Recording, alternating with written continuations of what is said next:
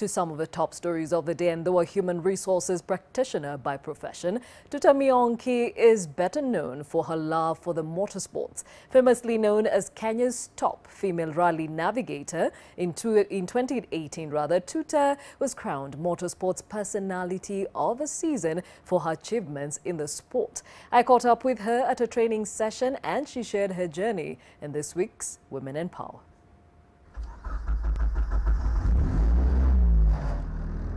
My name is Tuta Mionki. I'm a rally navigator. I've done this for 8 years now. I started as a spectator, have fun, like could go around the country just watching rallies, and thought that why not? If those guys in the car can do it, why can't I do it? I met Eric as a spectator. We were both fans, and we were watching, I remember, a rally in Gong in 2007, and started talking about why can't we do this? I would love to do that. So when he acquired the car, he called me up, are you still interested in doing this? I'm like, oh, definitely. So he's given me a good opportunity to get to where I am. What we do before the event, we have what we call recce. Basically go out on the route that has been prepared by the organizing team. We write our pace notes with the driver, basically the directions, the commands, what I tell him, keep left, avoid this, avoid that, what we're approaching next, to enable him drive as fast as he can and avoid any obstacles that you have on the way. So we have what we call a time card. That's the role of the navigator, to ensure that you get the correct time from the controllers. I feel safer in a rally car than I feel in a normal road car. If you have a look at the car, you'll notice that we have a roll cage. You can roll 10, 12 times, but the structure is so strong that you don't dent the car, or rather you don't bend the car. It doesn't cave in. We have like 2 layers of fireproof clothing, the socks, the shoes, the balaclava that we wear on the head. That gives you a short window in case of a fire too, because for example, in this car we're using avgas.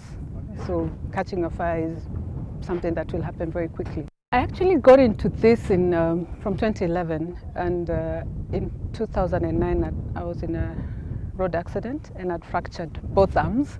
So my parents were initially wondering, what are you thinking, you know?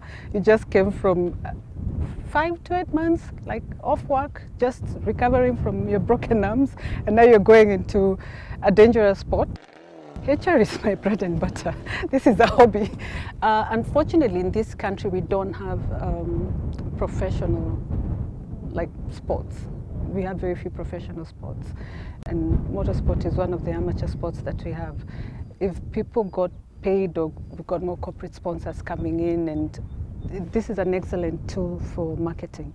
If people realize how big it is and what it does for their brand, we'll probably be able to get to a point where we get motorsport as a professional sport.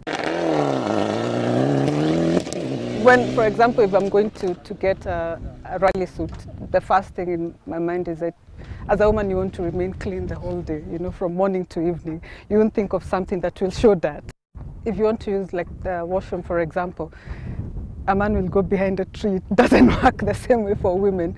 So if I was an organizer, I'll probably put a mobile washroom at the start of a section. That's something that men wouldn't think about.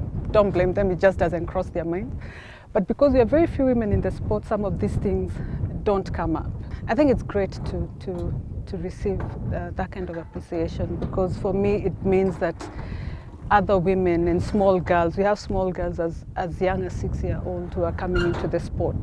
They have somebody to maybe look up to. We have women who paved way for us, the likes of Orie Rogo Manduli. Some people might not know that, but she raced way in the 80s with her co-driver Sylvia Owino. We have Michelle Van Tongren. So they paved way. We just need to keep doing it so that it doesn't become a completely male-dominated sport with no women.